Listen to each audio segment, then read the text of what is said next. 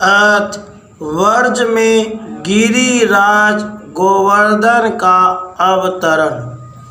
आनंद कंद भगवान श्री कृष्ण चंद्र की जन्मभूमि केली क्रीड़ा एवं लीला स्थली होने का गौरव प्राप्त होने से वर्ज भूमि भारतवर्ष में अति पावन है।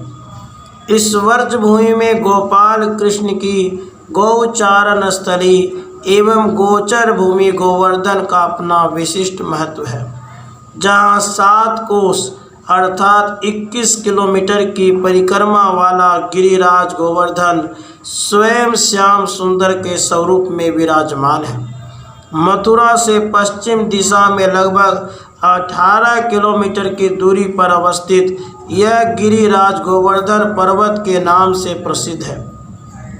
श्री गिरिराज महाराज कलयुग के प्रथम देव हैं और व्रजवासियों के परम आराध्य हैं। यह मान्यता है कि गिरिराज की शरण में मन से मांगी मनौती अवश्य पूर्ण होती है और शरणागत की इच्छा पूर्ति में गिरिराज भी क्षणिक भी देर नहीं करते।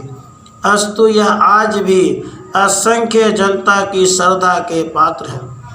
देश के इन भागों से करोड़ों नर नारी गिरिराज की परिक्रमा कर इनकी पावन रज को सिर पर धारण करके अपने जीवन को धन्य मानते हैं।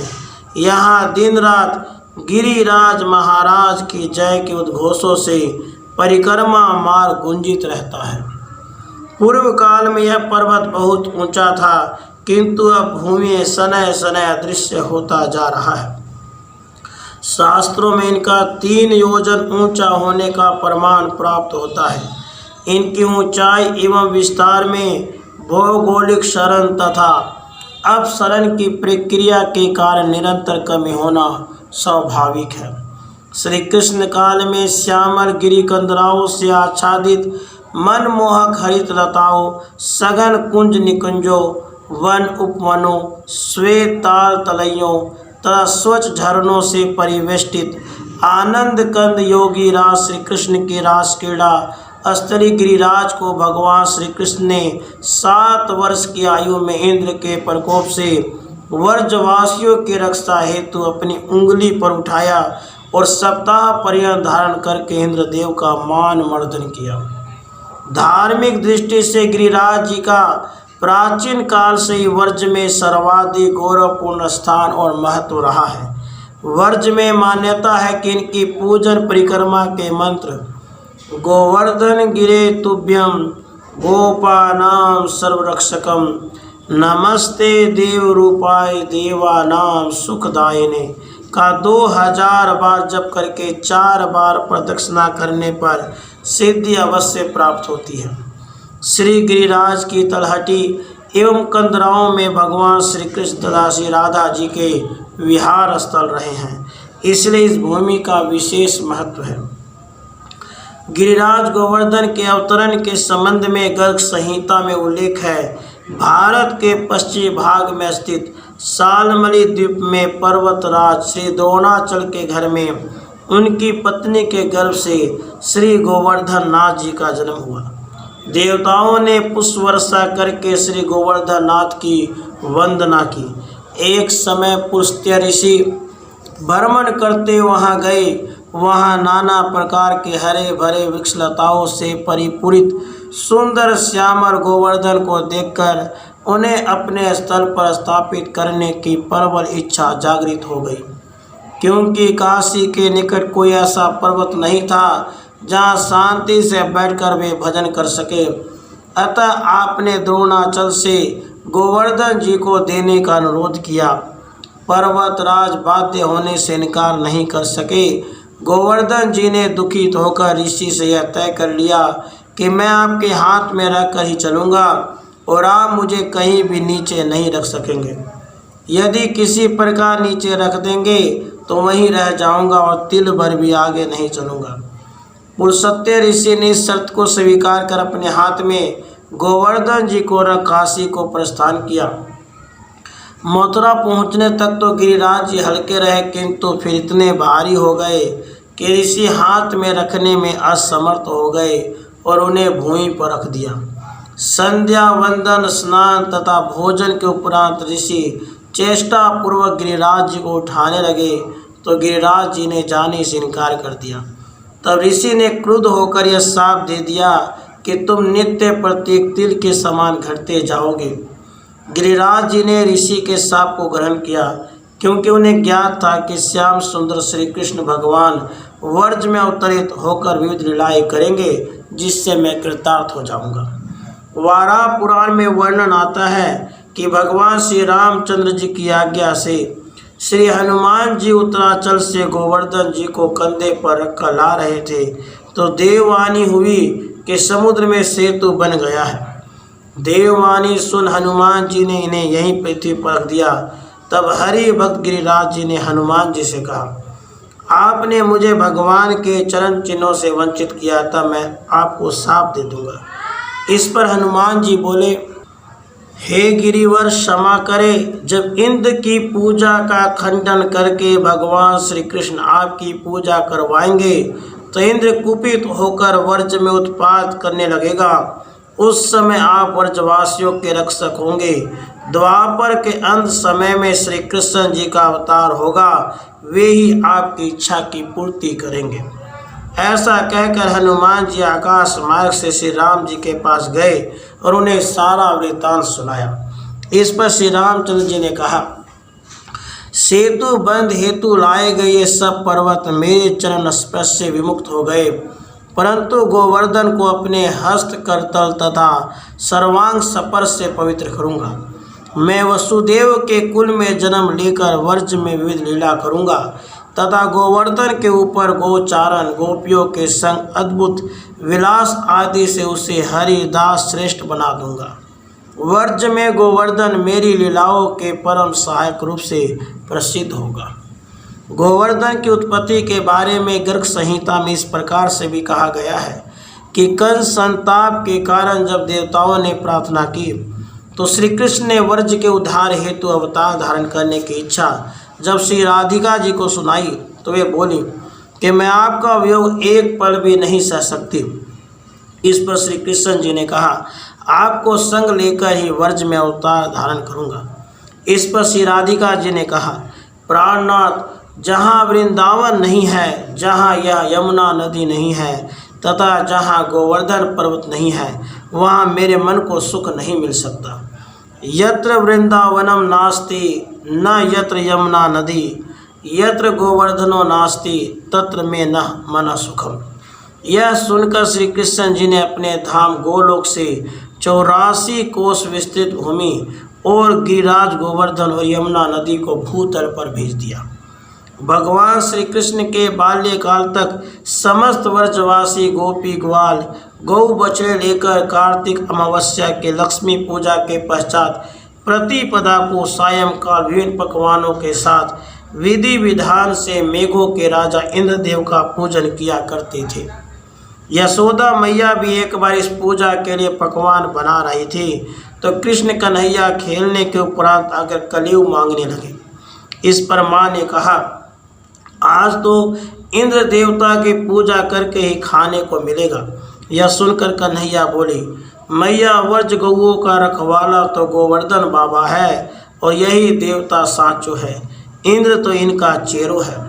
बाबा गोवर्धन साँचो देव हमारो, गैया बछड़ा गोपी ग्वाल सब वर्ज को रखवारो। अस्तु, गोप ग्वालों ने अपने गौ बछड़ों को सजाकर और विविध पकवानों को लेकर गोवर्धन की पूजा की। कृष्ण कन्हैया ने गिरिधारी रूप धारण कर सभी पकवान खा लिए। स्वयं एक रूप ते पूजे 118 गोवर्धन पुजवाए। इस बात से इंद्र बड़ा कुपित हुआ और अपने बादलों से इतना जल बरसाने को कहा जिससे वर्ज बह जाए। थोड़ी देर में ही घनघोर वर्षा होने लगी। इस पर श्री कृष्ण जी ने खेल खेल में ही गिरिराज पर्वत को अपनी उंगली पर उठा लिया, जिससे समस्त गोप गोपी ग्वाल बाल अपने गो बछड़ों सहित इसके नीचे आ गई। 7 दिन रात निरंतर मूसलाधार घनघोर बारिश होती रही, किंतु वर्ज का कुछ भी नहीं बिगड़ा। इससे इंद्र भगवान को पहचान गया और ऐरावत हाथी तथा सुरभि गाय लेकर श्री कृष्ण जी के चरणों में आ पड़ा। 7 दिन की निरंतर भयानक वर्षा के प्रहार से व्यतीत ब्रजवासियों की रक्षा नंद के सुकुमार कृष्ण ने बाएं हाथ की कनिष्ठ अंगुली पर गोवर्धन पर्वत को उठाकर ही की। 7 दिन रात वर्षा वर्षाई इंद्र 56 पहर गिरी रख्यो नख कोर पे। इंद्र के मान भंग और विपत्ति विमोचन के पश्चात श्री कृष्ण के समझाने पर सभी व्रजवासी उमंग पूर्वक गिरिराज पूजा की घर घर तैयारी करने लगे। व्रज के लोग कवि बलबीर की निम्नांकित पंक्तियां द्रष्टव्य है, जहां जन जन की लाज रखने वाले इस गिरिराज के संदर्भ में कहा गया है। लाल बलवीर हंसी कहो नंद जो सो जाए, जन्म भगोराया की सेवा कौन काज की। राखे जन लाज पूजे सदा शुभ काज, ऐसो है न जग दुजो पूजा की जय गिरिराज की। कार्तिक शुक्ल प्रतिपदा के दिन जयतीपुरा में अनेकानेक उत्सवों के संग गोवर्धन पूजा अनूठे ढंग से गाजे बाजे से होती है। यहाँ प्रातःकाल से ही गिरिराज के मुखारविंद पर कुंतलों दूध दही चढ़ाया जाता है। इस समय भजन कीर्तन गान एवं बाजे बजने से अनुपम समा बन जाता है। इस दिन 56 भोग अन्नकूट के दर्शन होते हैं। भक्तजन गिरिराज को दुग्ध अभिषेक कराकर प्रसाद ग्रहण करके स्वयं को धन्य मानते हैं। गोवर्धन जी के दान घाटी मंदिर में भी नित्य गिरिराज जी पर दूध दही चढ़ता है और बहुधा अन्नकूट के भव्य दर्शन होते रहते हैं। इंद्र द्वारा श्री कृष्ण से क्षमा मांगने पर सुरभि गाय द्वारा श्री कृष्ण जी के किए गए दुग्धाभिषेक के प्रतीक रूप में दूध चढ़ाया जाता है। जनमानस में यह विश्वास है कि गिरिराज के ध्यान से मनोवांछित फल प्राप्त होता है और सभी संकट कट जाते हैं। यह वर्ज में प्रचलित रसिया लोकगीत की प्रस्तुत टेक से परिलक्षित होता है। हरि तेरे सब संकट कटी जाएं, पूजा गोवर्धन की कर ले। आज भी व्रजमंडल में कार्तिक शुक्ल प्रतिपदा दीपावली के अगले दिन गोवर्धन पूजा की परंपरा है। इस दिन गोपर के गोवर्धन में परकोटा गाय बछड़े ग्वालिया आदि बनाकर मोर पंखों घुंघरुओं तथा रंगों से उन्हें सजाकर रात्रि में परिवार के सभी जन एकत्रित हो पकवानों मिठाइयों खिलौनों तथा दूध आदि से पूजा करते हैं और सभी इसकी 7 परिक्रमा करते हैं। वर्ज में इस दिन घर घर अन्नकूट बनता है तथा अतिथियों को बड़े प्रेम से इस प्रसाद को खिलाते हैं। गोवर्धन पूजा का यह महापर्व श्रद्धा भक्ति के वातावरण में नाना प्रकार से गोवर्धन महाराज की जय जयकार के संग उत्पन्न होता है। इस समय गोवर्धन महिमा के गीत गाए जाते हैं, जैसे गोवर्धन रे तू बड़ो ओरु, तोते बड़ी नारे कोय, ऊंचो रे खेरो ररकनु, औरु रसकत आवेरे गाय। श्री गोवर्धन महाराज तेरे माथे मुकुट विराज रह्यो, तो पे पान चढ़े तो पे फूल चढ़े, और चढ़े दूध की धार, हाँ धार तेरे माथे। इस गिरिराज पहाड़ी पर संवत 1550 में एक भगवत स्वरूप का प्रकट्य हुआ, जिसे व्रजवासी देव दमन के नाम से पूजते हैं।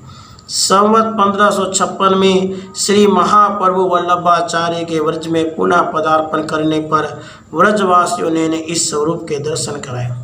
श्री वल्लभाचार्य ने इनका नाम श्रीनाथ श्री गोवर्धन नाथ रखा। वल्लभ कुल संप्रदाय के जनक श्री वल्लभाचार्य की 7 गदियों में से एक यह है। व्रज काव्य में गिरि गोवर्धन महिमा का अनुपम वर्णन करते हुए लोक कवियों ने गिरिराज जी पर श्रद्धा सुमन अर्पित किए। नाना प्रकार के शिखरों से सुशोभित यह गोवर्धन गिरि सभी कार्यों को सिद्ध कर लोगों की रक्षा करते हैं। गिरिराज की विभिन्न रंगमयी शिखरों की आभा के लोक रंज कर एवं लोक रक्षक दोनों ही रूप कई बार होती राम की छंद में द्रष्टव्य है। कोई सखर नीली, कोई शिखर पीली, कोई शिखर श्वेत श्याम, कोई शिखर लाल है, कोई शिखर रंगम, कोई शिखर जंगम, कोई शिखर बेरिन की हनने को कराल है, कोई शिखर हरी खई, कोई शिखर बैजनियो, कोई शिखर परिचवे देत तत्काल है। पढ़त होती राम सबके सिद्धि कर देत करम, धन्य गिरिराज राखे ब्रजवासिन ग्वाल है। समस्त तीर्थों का मुख्य धाम और सभी देवों का महान टीका है ये गिरिराज, जहाँ के कंदराओं में श्यामा श्याम विराजते हैं और सखियों सहित श्री कृष्ण बलराम खेलते हैं। प्रस्तुत छंद की पंक्तियों में ऐसी छटा वर्णित है। सृष्टि के अभिष्ट फल देवों को तैसो तहाँ, इष्ट गिरजी सब देवन कोटि को है। राज गिरि कंदरा विराजे जहाँ श्यामा श्याम, गोवर्धन धाम परम धाम हूँ सोनिक को है। गिरि गोवर्धन के अंतर्गत श्री कृष्ण जी की अनूठी लीलाओं को अनेक स्थल है। उदाहरण के लिए विछुआ कुंड, जान वृक्ष, मेहंदी कुंड, गोरोचन कुंड, ऋण मोचन कुंड इत्यादि।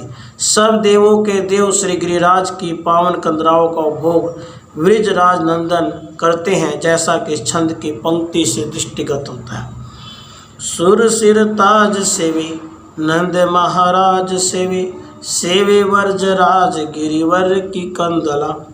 इस गिरिवर पर श्री कृष्ण लीलाओं का एक प्रमुख स्थल दान घाटी है, जहाँ गोपाल कृष्ण ने ग्वालों के संग गोपियों से मक्खन दूध दही का दान लिया।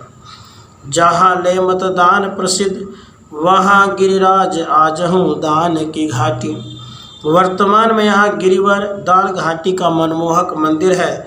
मानसी गंगा के भीतर श्री मुकुट गिरिराज जी के मुखारविंद का मंदिर है, जिसके 3 और मानसी गंगा का जल है, जो सायंकाल ऐसा प्रतीत होता है मानो श्री गिरिराज स्वयं स्वरूप धारण कर किसी सुंदर नौका में बैठकर जल विहार कर रहे हों। हर गोकुल से आगे श्री गिरिराज की एक ऐसी शिला है जो तीर्थयात्रियों के आकर्षण का मुख्य केंद्र है। इस शिला को दूर से देखने पर ऐसा लगता है श्री कृष्ण भगवान अपनी एक टांग को टेढ़ी करके अपनी बाँह की अदा में बंसी बजा रहे हों। ब्रज की मुकुट ध्वजा श्री गिरि गोवर्धन कोई सामान्य पर्वत नहीं अपितु गिरिराज है। भगवान श्री कृष्ण का साक्षात स्वरूप है तथा कली काल में प्रत्यक्ष देवता है। यही गिरिराज महाराज श्री कृष्ण के रूप को धारण कर लेते हैं और भुजा पचार कर डट के भोजन करते हैं। इस श्याम छवि के स्वरूप को ललिता सखी राधिका जी से बतलाती है। गिरिराज जी का यही रूप भक्ति काल के सम्राट महाकवि सूरदास के पद की इन पंक्तियों में वर्णित है। गिरिवर श्याम की अनुहारी, करत भोजन अत्यधिकाई, सहज भुजा पसारी। नंद के कर गहे ठाड़ो यह गिरि को रूप, सखी ललिता राधिका सो कहत यही सब रूप। यह माता यह है पीत की छोर, शिखर शोभा श्याम की छवि श्याम छवि गिरिमोर।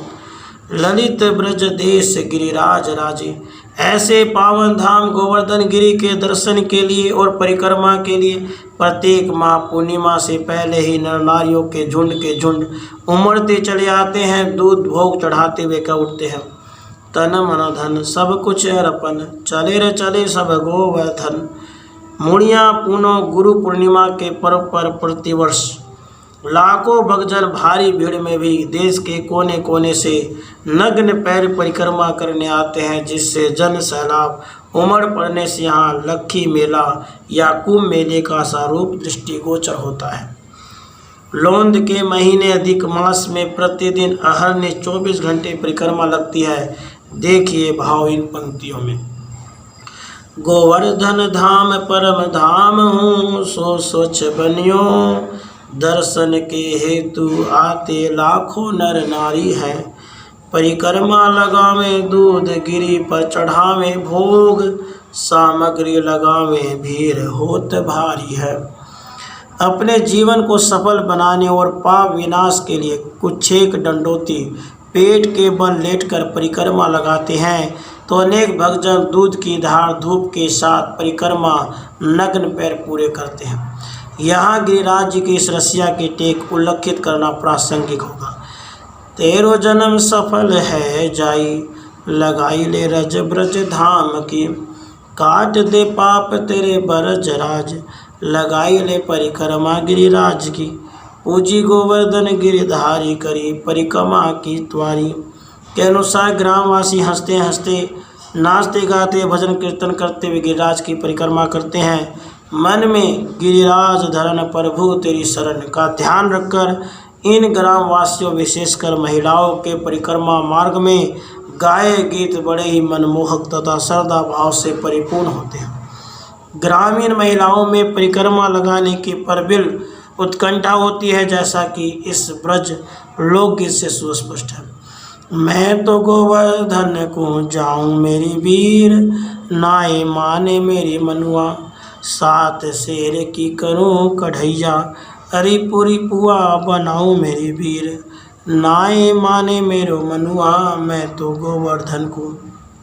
निस्संदेह व्रज जीवन में गिरिराज गोवर्धन के अवतरण का अत्यधिक महत्व है, उनका अनूठा स्थान है।